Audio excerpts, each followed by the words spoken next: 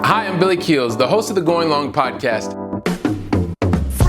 Every week, I'm going to be here interviewing the absolute best in the business as it relates to real asset investing, as well as real Main Street investors.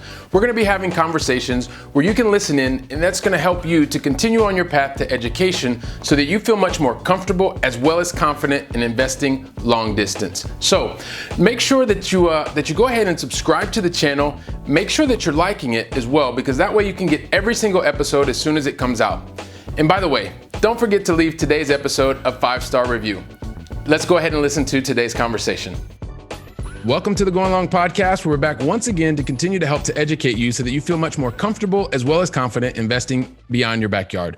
I'm your host, Billy Keels. And you know what? If you've ever wanted to know how focusing on serving others can help you to be in the right place at the right time, then guess what? You're going to want to listen to every single word of today's conversation, because today's guest, after 2008, after attending a Rich Dad seminar that completely changed the trajectory of her life, because you know what? Not only did she go on to buy 3 downtown lofts over a 7-year period, she was really focused on residential new construction, as well as redevelopment of residential homes, as well as the multifamily space. And through strategic relationships, she was able to partner with some of the most respected as well as experienced people in the real estate industry, producing over $1 billion in real estate development experience. She's also the owner of multiple companies, one of which she's the senior managing partner of New Orleans Equity Partners. And it gives me great pleasure to welcome to today's show, Pam Abide. Welcome to the show, Pam.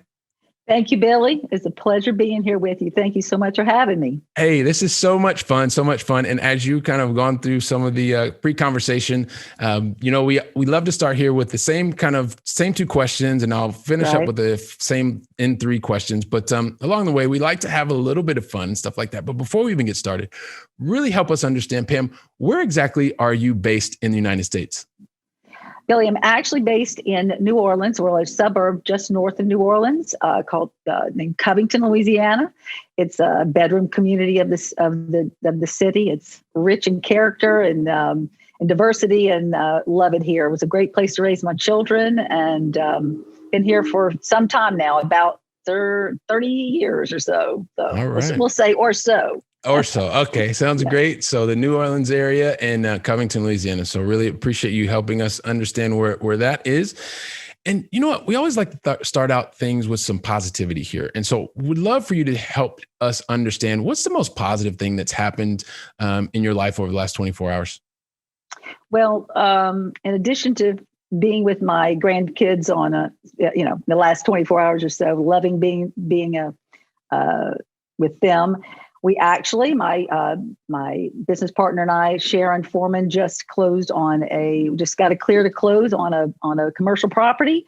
Got word yesterday, and the appraisal had to kind of fight an appraisal a little bit. Did that successfully, and now we have a clear to close. So that was a wonderful addition to our week. Fantastic. So big congratulations to you and Sharon on that. Thank you. Thank you. Love for you hear that here first. So fantastic. Well, listen, Pam, I shared a couple of things very high level because I don't like to tell your entire story and stuff like that. But so I would love for you to share with the Going Long family.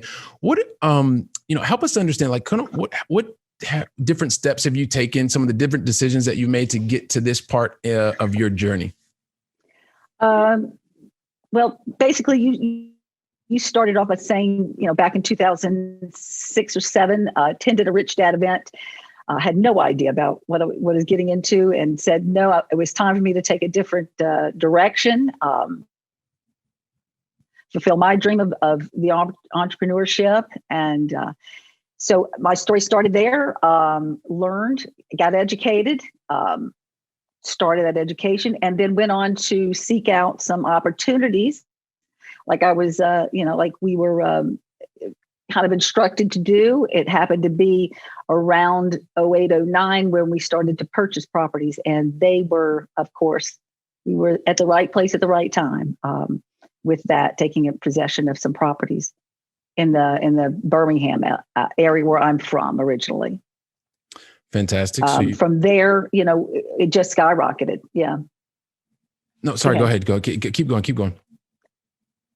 Okay. From there, we got financing on that and bought some properties where people were actually dumping. So we bought some lofts and rented them out for cash flow. We did very well with those, held those. And from there, we just went forward, acquiring additional properties and smaller multifamily groupings. And from there, we actually went to, it was right after Katrina and Hurricane Katrina, that was very infamous for being a devastating blow for our area. And we went into actually taking possession of some homes that were in a foreclosure. We bought a book of them from the bank and started rehabbing properties in some neighborhoods in the city of New Orleans. And we were very proud that we were able to do that, bring some neighborhoods back to life.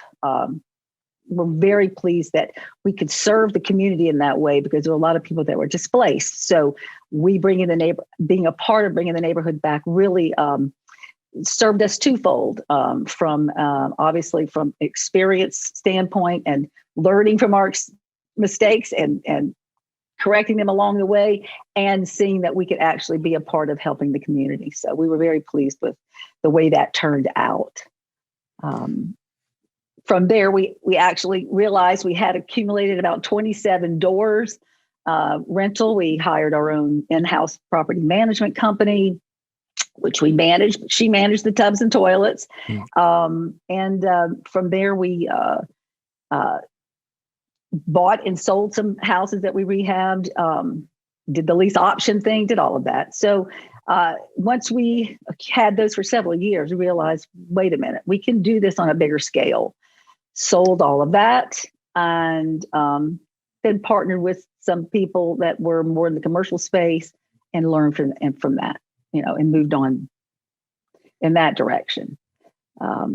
So now we pride ourselves on relationship building, and that's the way our company works, with the philosophy that we have that, we cannot be all things, but we know how to partner and build relationships, not only with a team, but with the community that we want to serve and enter into. So we've been very successful with that, and recommend that highly. If you're going to go into a new market, or you're going to, going long, we go a little bit, not as long as far as crossing the big white way there, but we do invest in other areas, and building relationships there, and having that synchronicity is very important.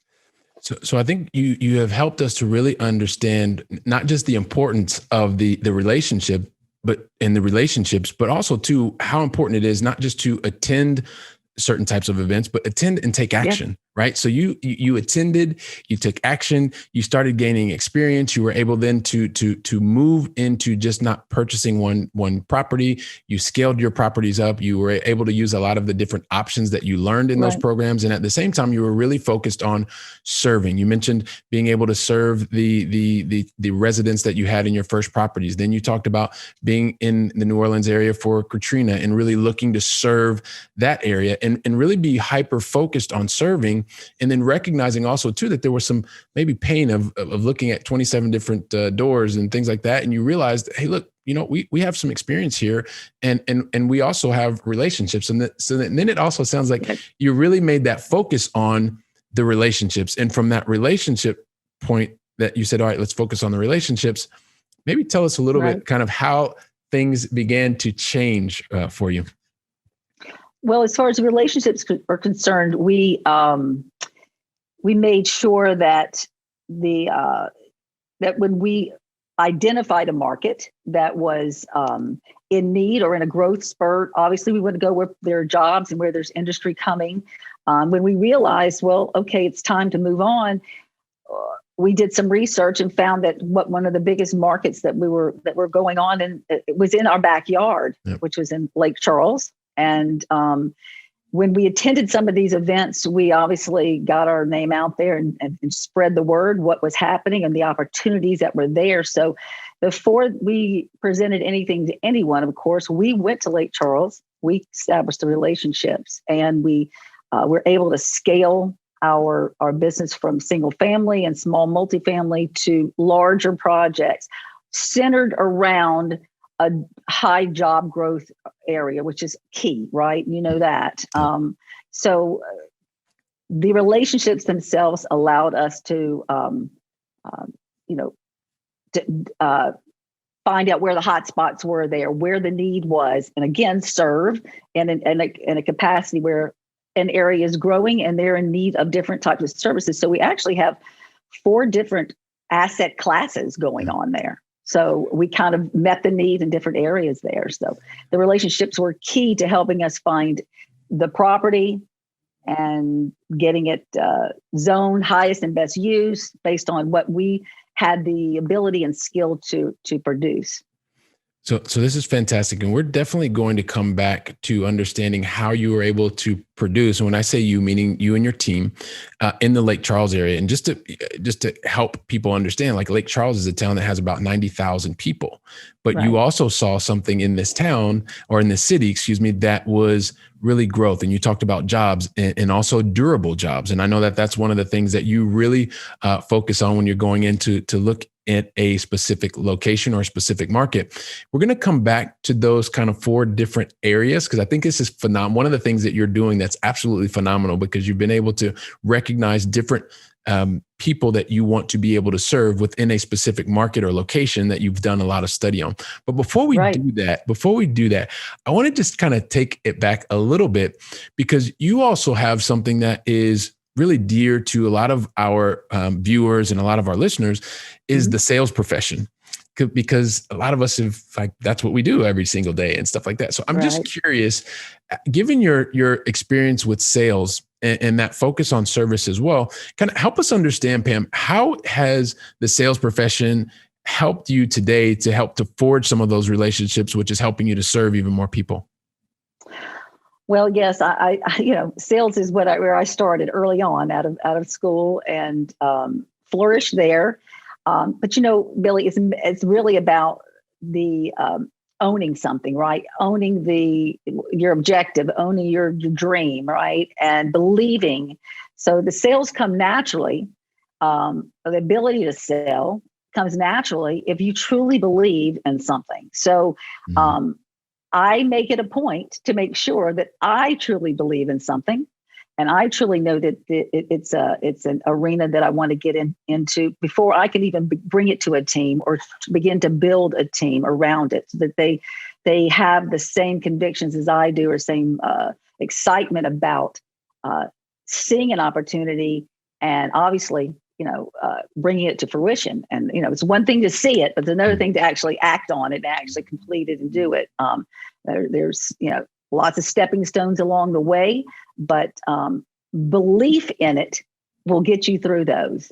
So that's important to me. Yeah, so I love that example of really having the belief in something, being able to do it yourself, and then helping others. Now, because there's a lot of people here that are very high paid professionals, very busy, and they're really interested in learning more about how are people like you, Pam. How do you make that?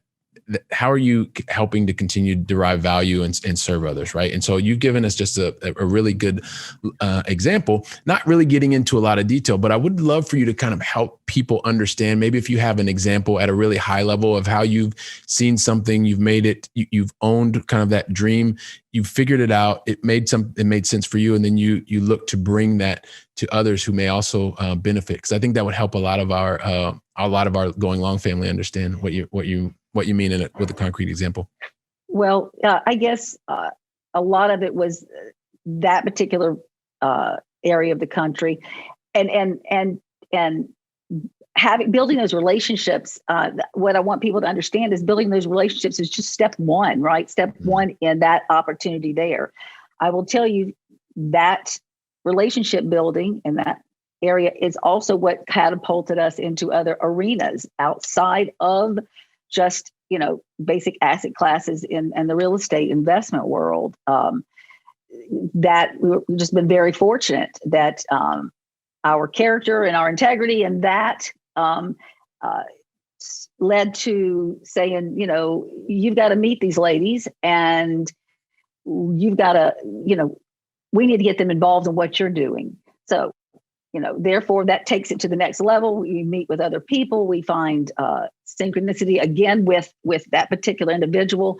We have to believe in what we're doing. We have to believe in the greater good of what that particular industry or asset class, whether in this particular case in the energy field, what it can do to better the planet, better the community. All of those things make a difference in actually, you can be successful and really not believe in what you're doing. But what we wanted to do and what we've wanted to focus on is we can be successful, and that's not a bad thing, but you have to do it with integrity. And that is, so what are you doing along the way to be successful, and then helping others at the same time with the end product along the way, and what the end result is.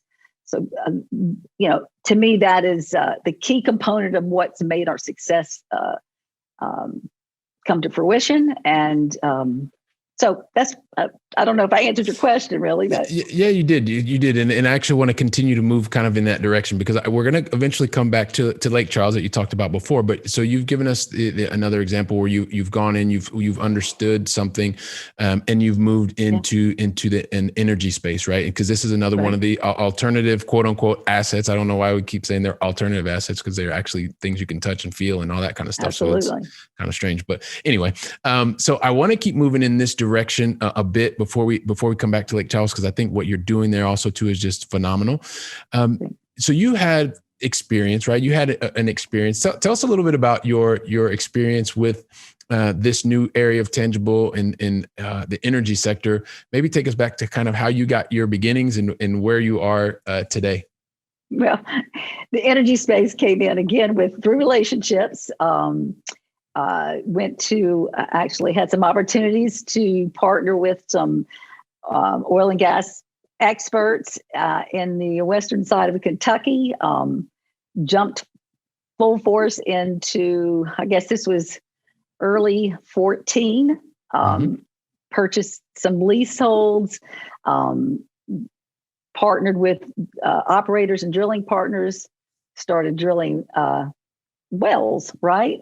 Shallow wells in Western Kentucky. It was we learned a lot. Let's put it that way. Learned a lot. Of course, unfortunately, it was right at about the same time when the price of oil went, bottomed out. But we came back and as realized that we could have drilled wells at a much the cost to drill there and produce oil was still economical enough to do that. Had a few setbacks though, we fracked our first wells and unfortunately got a tool stuck in the hole, learned that term real quick and tried, but one of those things where you live and learn, right? So it was not necessarily a success. We still do own property up there and have about a 1,500 acre lease up there, which is producing. But so that part of the energy space wasn't didn't turn out as well. But again, lessons learned. From there, again, our relationships brought us to another asset class of that and a cleaner coal technology, of which we are very heavily involved with, one-on-one with the company. And we are very, very excited about the future of that and what it is doing for the environment from the green side, from the green space. It's obviously a key word these days, hot button word. We're very happy that we're part of that and moving that section of or part of the energy space forward. So. Yeah. So, I think this is fantastic. Once again, all right, how you continue to be part of something where you can move it forward. You're focused on also having these experiences, and many times, Pam, and I'm sure you've seen this, is some of the early lessons that you can have in having early experiences. They may not be the ones that work out forever. However, you're building a foundation so that when you move forward, you really know what you're looking for, and you really know how you can, once again, make sure that you are moving in the direction that you're going to be able to serve, not just for your company, but more importantly, for the people and for your investors that you're serving. So I think that is phenomenal to be able to have those types of stories and be able to continue to learn from the past and continue to improve. And you're deriving more value by serving your investors. So I think that is phenomenal. Was there anything else that you wanted to add on the experience in the energy space? No, just that, learning a lot with that, learning how that process works, partnering with an excellent team and company that has the same vision. Or it works because we both have the same vision for the future of it. And we are an integral part of growing that business. We're very proud of that. And although, fossil fuels aren't going anywhere anytime soon, I don't think, but we are headed, partnering with the fossil fuel space to convert that into more of a clean and more environmentally friendly space, which is extremely important for the future of our kids and grandkids and moving forward. So being a part of that revolution has been a blessing. It's been a blessing. Well, and I think when you can be a part of something like that, you can have a direct impact.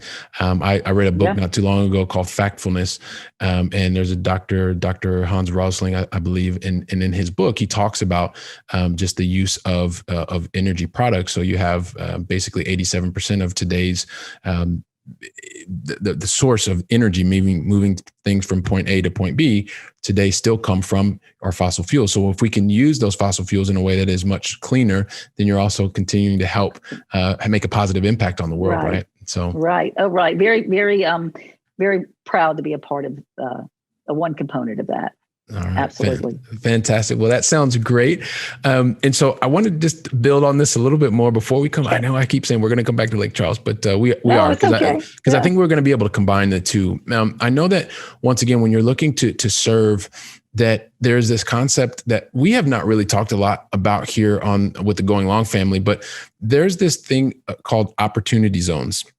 Right? And so I would love for you to tell us kind of how you are once again serving communities through opportunity zones to not only help to improve communities, at the same time be able to help to serve investors that you're also working with. Maybe you could tell us a little bit about that. Right. Well, we are focused in that area, trying to seek out the right the right properties in those areas. That is one of our main focuses. To date, we have not developed anything in an opportunity zone. The right parcel, the right area has not presented itself to us yet. But that is still a focus. It is a unique investment opportunity for investors. We want to be able to present that to our growing investment family. A lot of people are interested in it. From a tax perspective, obviously, that's the most enticing thing to an investor. But most of our investor base are also service oriented as well, and they want to be able to do that.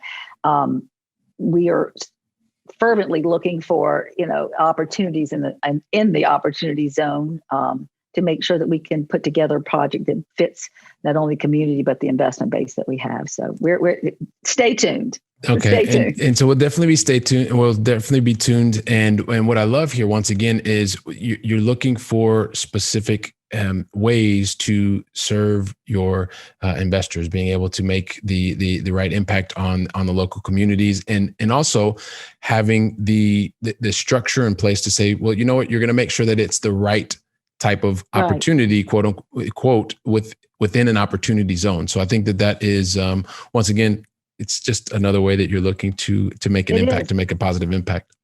It is, Billy. And, look, things cross our desk multiple daily, right? And it's about taking the time to vet everything and making sure that it may look good from the inception. But when you dig down deep, it won't really meet the needs and what our investors are looking for. So we are looking for them to be able to obviously get as high return on investment as they can, but also we're very focused on the tax side of it. And that's what the energy space in the cleaner coal technology is allowing us to do, is that we are able to present new investors or high net worth investors, it doesn't matter, an opportunity to be able to hedge their passive or their W-2 income against something that obviously the government is allowing us to do. So it's a win-win. It's a win-win. Perfect. We like to look for those. Perfect. Well, we definitely love win-wins, and I'm sure you got a lot of people's interest peaked. So I'm sure we'll be following up with you on that, Awesome. which is fantastic. So I know I keep saying we're going to come back to Lake Charles, but now we're going to go back to Lake Charles because I love what you've been doing. Once again, focusing on a specific area. There's some unique drivers there and durable jobs and being able to make an impact. So tell us a little bit more about why you selected Lake Charles as a location or as a market that you really wanted to invest your time, continue to build out teams. And then you mentioned earlier, and I know that there are kind of four different projects specifically where you're once again adding value locally. So maybe you could tell us a little bit about Lake Charles and why Lake Charles. Well, several years ago, again, when we were ready to step out of more of a local here, single family, small multifamily genre that we were in here, and we were looking more into the commercial space, saying, "Look, we can do this. We can partner with people that help us to know what we don't know, but will help us to learn and move forward." Lake Charles, we were looking all over the country, like everybody. We were shown that you don't have to, live where you want to live and invest where you want to invest, right? Those famous real estate guys quote. Yep. We realized that one of the boomingest market was in Lake Charles, which is about 3 hours from where we live. It's basically based on a petrochemical business, the LNG facilities there. Before around 2000, early 2000s, the United States was a majority importer of natural gas. So there were facilities down there that actually were tooled to import and process natural gas and turn it into liquefied natural gas. After the shale revolution, we realized we have an abundant amount of natural gas, and most pipelines lead to Lake Charles. So they have, so I got wind of a company named Cheniere, followed Sharif Suki, who is now the CEO of Tellurian, which is another business there. He sold out of the Cheniere, but he actually developed the first export facility out of the United States using our nation's own natural and abundant resources. So it was, I was fascinated by him and his vision, and the ability to retool what was already there to export, and then realize that there were billions and billions of opportunity coming into that area, bigger than anywhere else in the United States at that particular given moment in time. So said, okay, well, people are going to need workforce housing. They're going to need multifamily. They're going to need whether it be retail space or medical office.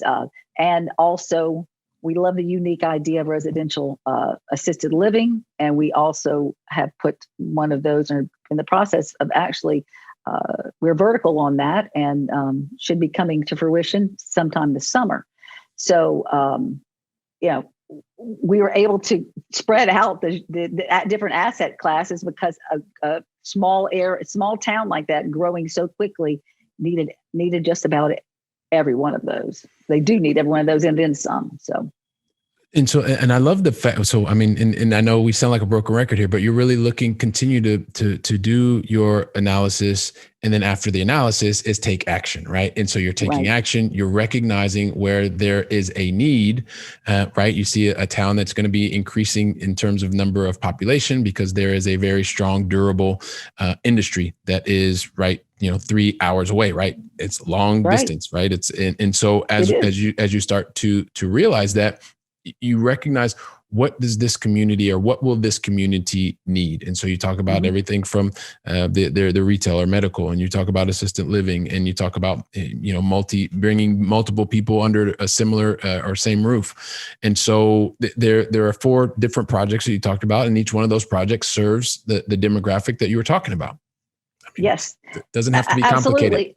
No, it doesn't. But, again, to move back just a little bit, it was all about first Sharon and myself going to Lake Charles and creating the relationships that would aid us in making sure that not only did we have a vision or a dream for these types of projects or serving the community in areas where they would need the growth would need to be served, it was about creating the relationships to make sure that if we found a property, was it in the best area with the best schools? So we partnered with well-known brokers there, and we got attorneys and contractors and architects and engineers, and we facilitated the whole of the projects to make sure that once we were ready to present an opportunity to our investors, we were making sure we were giving them the best opportunity that we could find. And those relationships were key in that. Fantastic. So it comes back to focus, relationship building, and being able to. It really does, Bill.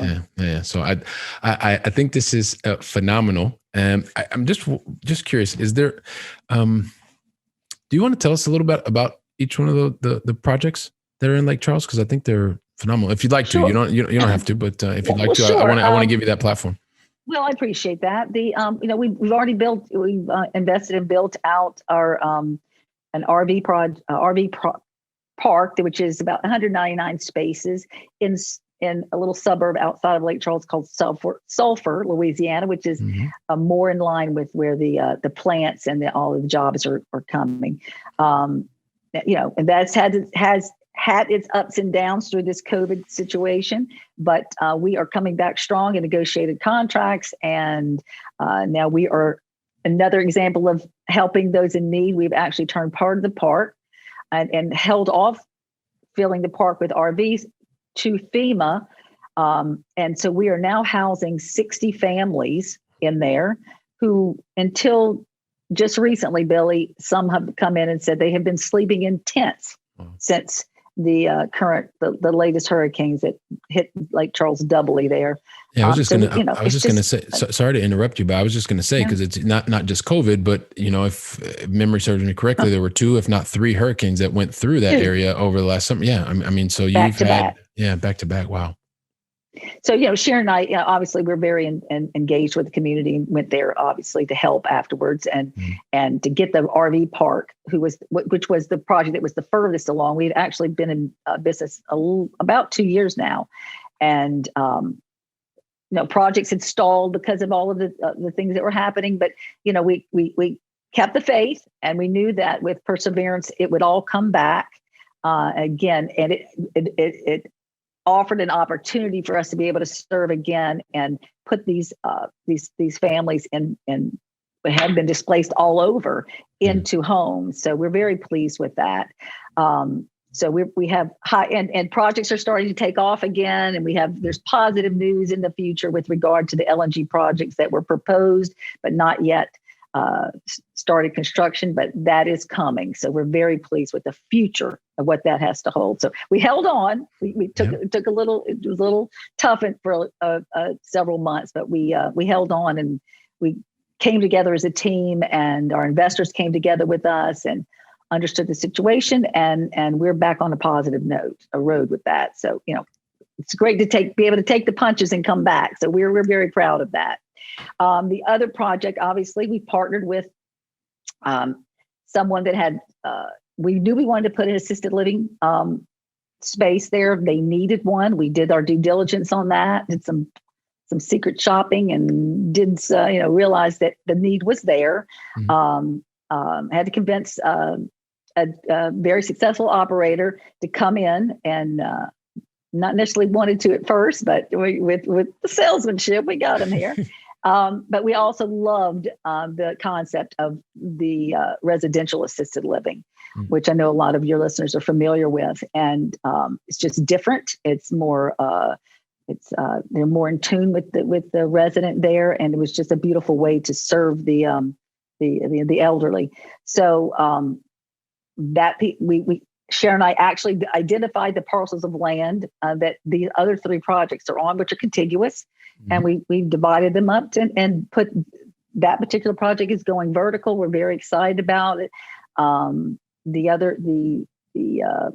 multifamily project is coming along.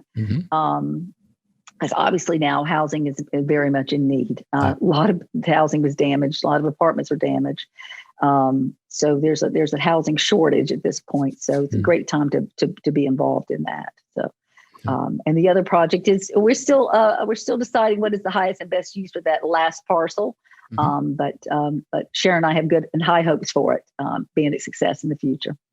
All right. Fantastic. Well, I appreciate you breaking that down for us once again and helping us just to understand, like there real things happen, right? And the fact of the matter is that you have invested in the relationships, you have the right teams, because you're not physically in their backyard, right? And so you rely on teams, and that's one of the strengths that you bring to the table. And once again, it's looking to serve a community and be able to serve your investors. So the theme is just over and over and over. So I appreciate that. And you know what, and Pam, like the thing is, I want to just keep talking to you forever, right? But eventually we kind of have to get to the going long final three.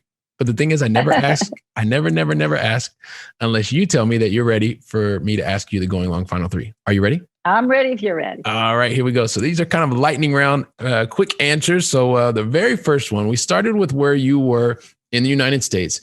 Now I want to bring it back this way because the Going Long family always loves to know, hey, listen, Billy's over in Europe. So help us understand, Pam, what is your favorite European city, either that you've visited or is still on your bucket list to visit? Well, I will tell you off the bat, there are plenty that are on my bucket list, but I had the very distinct pleasure and honor to be able to go and fortunate to be able to travel to Europe 2 years ago before all this craziness. And actually went to several cities in France and visited Barcelona. So we were not acquainted as much then, I don't believe, but I can tell you I will be back. It was beautiful. I didn't spend enough time there as I wanted to, but I have high hopes of coming back and visiting with you when I'm there. But it's a beautiful town, a beautiful city. And so that's one of the ones I'll come back to. All right. Awesome. So definitely we'll be ready to welcome you here to Barcelona, my new hometown. So, and we'll give another vote for Barcelona. Perfect. So yes, absolutely. And so on the second question, so you've helped us to understand, like, everything is not perfect. Sometimes people call them mistakes and sometimes people call them learning opportunities, however you want to call them. I guess the most important thing is, if you've had those experiences, what is the one lesson that you would pass forward to other people that would really help them move along further and faster? I guess first and foremost is I'm going to speak to this a little bit later. Is about integrity. Having integrity in your approach, in your investing world. Creating relationships obviously is one of the things that we key on the most, and has brought us to where we are now. And I fully expect it to carry us and catapult us into the future with rocket speed. So if you're thinking about doing this or jumping from an employee type job and want to go out and do this, just have those components that says, you are who you say you are. You'll do what you'll say you'll do, regardless of the fact that there are going to be bumps in the road. I mean, we're absolutely examples of that, but it's about perseverance and teamwork and having the integrity within the team that will allow you to move together, because it does take a team. It does take a team. Love that. So make sure you're working with integrity, acting with integrity, and making sure that is working within teamwork. So perfect. And so the last question of the Going Long Final Three is, we always love to be able to feed the brain here, Pam. And so help us understand, what book will you recommend to the Going Long family? Well, it's I just attended it. We had the distinct pleasure of speaking at a conference, a legendary leadership conference in New Orleans back in the early part of December. Great guy, personal friend of mine. He's a legendary leadership coach. That is the name of his organization. And he just put out his first book, and it's called The Secret Life. His name is Phil Nico. Okay. Like I said, he's a personal friend and he is a colleague. But his book is all about creating your character, identifying and creating your character code. And again, it's all revolves back to integrity and being able to teach that to your children. because we do know that, the baby boomers are the large generation. They're about to pass on about $30 trillion worth of wealth. We have to teach them to be good stewards of that and make sure that they're doing, that they're taking this generation's wealth and prosperity and moving it forward in a positive direction to teach their children. So it's a great book. It's a great personal book from his perspective. And if anybody's looking for a little inspiration, a little boost and wanting to decide to do things with integrity and creating your character code so you can pass that on, it's a beautiful book. Fantastic. Well, we will make sure that that the book is included also in the show notes. We will definitely do that. So, yeah, wow.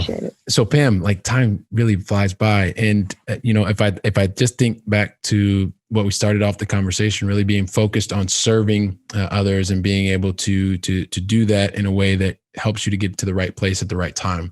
Many times you create that, like you've shared that with us from, 2008 when you attended a seminar, then you were focused on taking action. You took action, you continued to take action. You wanted to continue to serve. You saw the way that you could serve and serve others. And then it got to a point where you're like, hey, hang on a second. Is there a way that we can even serve people even more and do it on a more scalable way? And so really focused on building strategic relationships, being able to do that so that you can live basically wherever you want, as you mentioned, and making sure that your team is focused on serving your local client, your local resident, and being able to do that in a way that is always done with integrity and always continues to move in the right direction. Not perfect. At the same time, persistently moving forward and making sure that you're delivering the result that you signed up for and things like that. And so, there's just so many things, so much goodness. And like I said, I know I want to talk to you forever. And before I actually say, leave the conversation, I also have to say congratulations on Alabama beating Ohio State. And so this is something that, yes, I do want to say, because this time you guys got us. We got you guys a couple of years ago. So yeah, there you go. So appreciate that. Yeah. I had to do it. But yeah, so just so many great things that you've left us with, right? And I know that I always want to reach out and talk to you. And I'm sure that there's so many other people that are like, oh my gosh, Pam is telling us about all this great stuff that she's talking about, this energy stuff. She's telling us about how she's focused on Lake Charles and never even heard of it. There's great things that we can be involved in, learn from, understand about. And so they want to figure out, like, what is the best way, Pam, to get in touch with you, find out more about what you're doing. So please help us understand, what's the best way to get in touch with you? I would love to share anything I could with anybody. We're always ready and very generous with our time with that. So would love to. But the best way would be to email Pam at NewOrleansEquityPartners.com. Mm-hmm. Or text me. My phone number, I don't know if you want to give my phone number out, but that's really up to you. I would probably go with the email. Yeah, let's do it that way. And we have a website, which is NewOrleansEquityPartners.com. So we have a lot of information about what we're doing, and we're constantly updating that to show people how we're growing and the opportunities that we have available. So. All right. Fantastic. And I think that's wonderful. Pam, we're going to include all this in the show notes. We're going to make it really easy for people to reach out to you, get in touch with you, learn from you, awesome. And hopefully potentially partner with you. We'd love for that to happen as well. Listen, I can't thank you enough. It makes me really, really happy that you decided to invest your time with me and the entire Going Long family. This has been really, really awesome.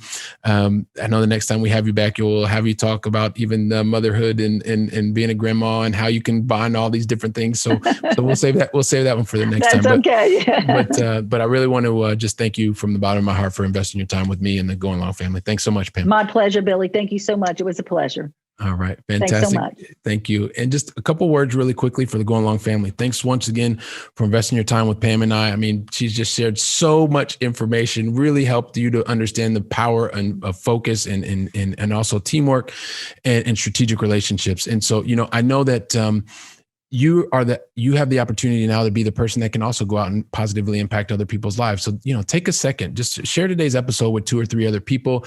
Let your friends know what you learned, because you're going to help once again to bring more people in and attract more like-minded people, which was what we're really also interested in. And you have that unique opportunity. Also too, Pam and I would love to know, what is your feedback? What did you like about what you heard today? Leave us your honest reviews. We really want to hear that. And I know that I take them on personally. I'll share them with each one of our guests so that we know what worked and what you'd love to hear more about. And I guess up until the very next conversation, I'm going to be really, really excited to welcome you back. But until then, go out and make it a great day. Thanks so much, everyone. Wow, don't you love hearing from top-notch experts in the field? You know, when I was getting started, I really wish that I would have had access to such experts. And even more, I wish they would have given me like a really simple list of things to follow so that I could have gotten to my goals much faster and been much happier even sooner. So that's why I've created for you the 7 things that you should avoid in order to be successful in long-distance investing.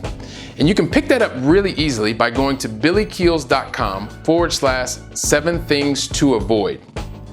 And also, if you liked today's episode, don't forget to leave a 5-star review. I'm looking forward to seeing you on our very next episode, so go out and make it a great day.